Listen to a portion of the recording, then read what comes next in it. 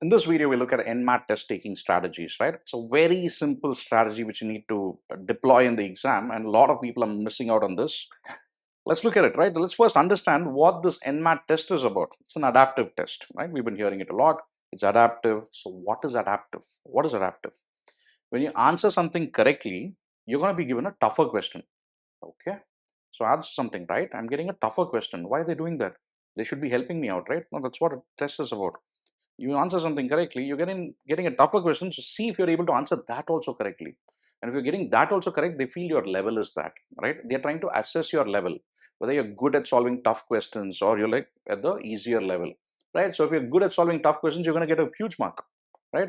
If you're able to come to that level. So the test is trying to adjust itself and come to the test taker's level, right? What level you are. So therefore, a wrong answer, if you answer something wrongly, it's going to be followed by an easier question, right? You answer something wrongly, let me give you an easy question and see if you're able to do that at that level. If you're getting that right, then it's going to be a tougher one. If you get it wrong, it's a slightly easier one. And they pretty much, find that level of yours. So therefore, don't complain during the exam saying that some questions were so tough and all of that. Yes, different questions over here are going to carry different marks. It's completely different from your CAD, SAT, SNAP, and all of that, right? Different questions are going to carry different marks. It depends on the difficulty level. You would have seen it. They say 120 marks over here and 36 questions. It doesn't divide perfectly and all of that, right? In each section. So it is going to be different. So again, as I said, the test is going to adapt to the test taker's ability level. Now, the important part over here is unattempted has penalty, while there is no negative for wrong answers. That means you have to answer every one of these 36 questions in each of the sections. You cannot skip, you cannot leave some unattempted or skip them and all of that. You have to mark and only then you can move to the next, right? So the unattempted questions over here has a penalty. Therefore, you have to answer every question in the test. You miss out on that, you say that last few minutes I couldn't see 5 questions I couldn't do, you're going to have a penalty. Remember that. There's no negative for wrong answer, so attempt everything. So if go in with a lucky number or something like that, for me it's 2 typically, right? The second option I'll just keep marking if I'm not sure about it, right? Verbal especially, some of the analogies, of course I don't know it, so I'll just mark something randomly. Some of the quant or DLR questions, like LR questions, I have to skip some of them, right? So because won't have much time, so I'll be marking something randomly. So remember that. But at the same time, the most important part over here, consecutive wrong answers are going to lead to low scores. Why is that? Right? You answer something incorrectly, right? Back to back. What is the question? What is the test doing for us? The test is an adaptive test. You answer something wrong, then it gives you an easy question. And you get that also wrong, you're going to get an easy question. So if you're having consecutive wrong answers, meaning consecutive, when does it happen? Random marking. You randomly mark something, you get something wrong, you're throwing an easy one. Again, you randomly mark it's wrong. Again, another easy one, an easier one, and an easier one. And you're getting so many easy ones and you're still getting those wrong. The test is going to be like, hey, this person is not good, right? So that's what happens. So don't have consecutive wrong answers. That's going to lead to low scores. Does that mean that I take this test perfectly? Some of the highest scores I have, right, in NMAT. These scores are again very high. But what's the sore part over here? NMAT 2023 first attempt, the score was quite low from my perspective because I'm well prepared with 2 of the sections at least. Right? Language skills, fine, I can manage it. Where again, Sanjana, who covers verbal, she gets a 100+ score pretty much in every test, right? But what do we have over here? So what happened in this particular attempt? It was a complete mess, and that's why I went and retook it. Right, took it again. Is the score counted and all of that? No, I mean, is the score enough itself to get a call? Yes, but I'm not looking to apply for these colleges, right? But I need to tell you as to what went wrong for me in this test, right? Why was it significantly lower? Few things, a couple of mistakes over here. One, I didn't take a mock before the test. It's always best for you to take a mock and go even at my level, right? Because you're in that mindset, in that zone, right? I did not take a single mock. I went straight for the test, and there was a lot of work at office, do work as well, right, and have classes and other things. There was some pressure or stress, and I couldn't really, focus. Something running in the back of my mind as well, and I said, okay, you know what? I finished the test, came back, and said, I'm going to take it again, and yeah, so I took it again, and these were the scores. Now, what's the analysis over here? Overall has been 290, 290, 289. But what I have to tell you is my best attempt was this particular one, all right? And my best attempt is 289. And if that attempt would have been here, it would have been much higher, probably at 300+. right? Um, so what does it mean? I would say that the paper has become tough. I think this column over here of quantitative skills itself tells you 110 is what it used to be, right? And those were the times when I attempted all the questions, and a couple of mistakes I've made, right? And that's not the case, right? I could not attempt all of them after that, and it's become increasingly tough. And this was one of my best attempts, and it was 95 only, right? And again, best attempt, but did I make mistakes? You'll see soon. Where else did I attempt all? Verbal, right? Earlier it wasn't the case. Verbal has become slightly easy, right?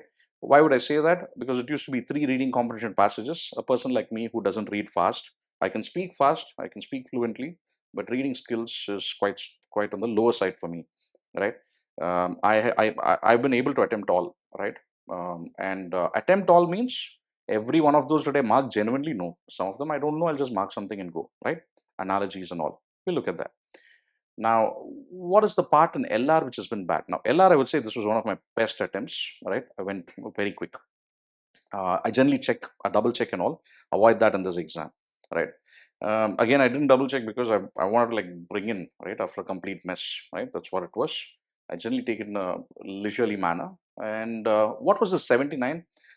This was the one test where I saw that, right? And did I genuinely want to try out something like this? No, it so happened, right? Somewhere the time slipped as well. The last 8 to 10 questions in LR for me were random markings, and looks like most of them were wrong, right? Almost all of them. So 79 was one of the lowest scores I've ever had in LR, right? And the lowest score. And this is what happens when you have consecutive random marking, right? How do you skip this? What you need to do is alternate. And what is alternating? Now, when you're given a question, or rather, when halfway mark, you know that you can't complete the paper, then what do I have to do? I need to start alternating. I answer a question genuinely and then random mark, right? Why? I answer genuinely, they're going to give me a tougher question. That tougher question I'm going to mark randomly. Then I'm going to get an easier question. I'll genuinely try it out because that's at my level. And then the next question, randomly mark. And then the next question, genuinely do it. Randomly mark. Keep alternating, right? When do you start that? Have a sense of the time. That's why you have to take a mock test. You'll have a good idea as to when you can start alternating, right? What happened in this attempt and this last attempt, which is supposed to be, as I've told you, one of my better attempts, right? I had a lot of random markings towards the end. Got stuck in one question in each of them. I should have given them a go. I was thinking at that time as well, but no. Again, I am telling you, this is one of my best attempts, and it's a huge score as well, one of the highest in India. But again, mistakes do happen, even for me. Everybody has an imperfect test. That's the key thing for you, right? Any of you thinking that, oh, I wasted my previous 1 minute and I got stressed up and all of that, no, that is what is going to lead to massive imperfections, right? That you can't do. Nobody has a perfect test in the sense that we do make mistakes, but I did have a perfect test in terms of maintaining the stress. The stress is something which doesn't come up. Manage it. Of course, I need to score a pretty high one as well, right? So you can't say that, hey, you're just teaching, doesn't matter for you. Matters for everybody at every stage, right? But there is no stress because the focus is only on the question. Prepare well. You're done with that, you will be able to handle it, right? That's the key message for you over here. But one last thing over here, I took the official mock, right, as I said, and there my score was 309. That itself gives you an idea. I think the mocks are still designed from a slightly earlier perspective. Your actual scores might be slightly lower, but that's fine. The cutoffs are also going to be slightly lower. I feel quant this year, it could be further reduced a bit. I felt that it was on the tougher side even compared to the last year's quant over here for NMAT. Yeah. So which section order do we do it in? Right? Choose what you're comfortable with. Right? Choose what you're comfortable with. You get a sense from the mocks as well. I'll present you a couple of strategies. One is, they say start with your strength. I'm starting a test. I'm generally a little stressed out and all of that. Start with whatever you're best at, right? And if you feel you're good at verbal, start with that, or good at quant, start with it, right? That's one strategy. A second strategy is keep your strength for the end. That's the one I like. I know I'm really good at quant, so I keep it for the end. So that a tougher one, I'll be like, let me get done with that. My mind is clear, right? I can focus better, right, at the start. So let me start with verbal, right? The third is to stick with the CAT format because you've been taking a lot of mock tests, mock cats and all of that. A verbal followed by a DLR and then a quant. Stick with the same. That's the sequence, the CAT sequence. I'm used to the CAT format. That's also my strategy 2, which is my strength for the end, which is quant, which is what I teach, right? And logical reasoning as well in the middle. Verbal, which I'm not very strong at, and that's the one at the start. And that itself should give you an idea, because this attempt, my verbal and quant scores were the same. And verbal is not, I mean, quant is what is my stronger section, right? So quant has been on the tougher side, right? That's the message. Now, what's the split, right? Quickly for this particular year, NMAT 2023. This is how it's been. Reading comprehension, you have two of them. Error spotting, the underlined part, about 6 to 7. Fill in the blanks, 9 to 10. Now, the key things over here is analogies, 6 to 7. I hardly knew any of them. I think one or something like that, right? The remaining 5 to 6 I skipped. Skip the sense, mark something randomly and move to the next. Don't waste time. That's the key message. If you know it, mark genuinely. If you don't know, just mark something and keep going. Or if you broadly feel this is what it should be, mark and keep going, because next will be an easier question if it's wrong. And for me, I found almost all the fill in the blanks to be quite easy. Right? Reading comprehension, did a quick read. Right? No perfect read, understanding every part and all. This exam is about speed. Right? Error spotting, I'm not very confident. Not an area where I'm very strong. Grammar. I mean, because it's a little tricky as well. So I'm sure about at least half of them would have been right here. Jumble paragraphs were fine. Right? Some were easy, some were tough. If it's a tough jumble paragraph, a lot of stuff, just be wary about it. Some were, I think, four sentences, some were 5 sentences, right? So pick those sensibly. Next up, logical reasoning over here. The split was this, right? Analytical reasoning and verbal reasoning. I would say broadly similar numbers we had. Exact numbers, right? Don't have. It's broadly a range as well in the exam. Some will have a little more, some will have a little less. Syllogism is about 2 to 3. Numerical reasoning, the Venn diagram was 3 to 4. Now, input, output, and arrangements, right? So you had 3 cases, one case over here and 2 over here. Now, the input output over here, I made a mistake. I remember that as well, right? And one of my highest LR scores. Because I missed the logic initially. The rearrangement had a logic as well, which was some of the positions of the letters, right? So yeah, some of the positions of letters, I missed that initially. And then I got the first 2 questions wrong. Then I got that and got the next 2 right. Mistakes happen. But that didn't leave me fluttered. Oh my God, 2 questions gone and all of that. Continue. That's it. Keep pushing. They'll give you easy questions later if you've gotten it wrong. They're trying to assess the level at which you are. The attitude with which you take this test is important. Yeah. Verbal reasoning over here. Some of them are my strong suits, right? Assumption, conclusion, all not very strong, but okay, fairly fine. But don't take too much time. You answer a question, quickly move, take a call, and don't overspend and keep overthinking with respect to the conclusion, facts, and all of that, right? So what you can exactly assume or conclude, just be reasonably certain. So practice well, right? The practice is definitely important over here. Yeah. On the quant front, my area, my forte, right? So data sufficiency, there were about 5 to 7 across chapters. There were data interpretation, you had one chart and one table. For me, the table one was quite difficult, right? And that's the one where I skipped 1 or 2 of them, I think, right? So I couldn't really. It was slightly on the tougher side. I spent a little extra time there. I should not have. That's the reason why I had a few consecutive markings towards the end, right? My second attempt. That's the first retake. Be sensible over there. Learn from my mistakes also with these scores, and the rest of it, right? Arithmetic, modern math, they were fairly fine for me. The split is this. It's similar to CAT in the sense arithmetic is where you get a lot. Slightly different from CAT because modern math they go a little more heavy as compared to algebra over here, right? So this was your set, and the standard question, right? How and where do I take mocks? Does Mockat offer mocks? We do not offer NMAT mocks, right? It's very simple. I want to give you a mock test where where it's going to be similar to the way it's going to turn up in the exam, right? It's very difficult for us to mirror it. It's an adaptive test. There's not enough data, right? So every one of our students, it's not about any test prep website. Some of them say that, we are semi-adaptive. What is the point of being semi-adaptive? You either are adaptive the way they are going to have it, or you're not, right? It's best to go for the official mocks, right? Because what I've seen, that's why they have it the correct way, and that's why NMAT by GMAT, they themselves give official mocks. When you register, I think one is free, and you can retake it once, right? You can retake it once again. You can purchase 2 more if need be, and you can retake those as well. You get a total of 6.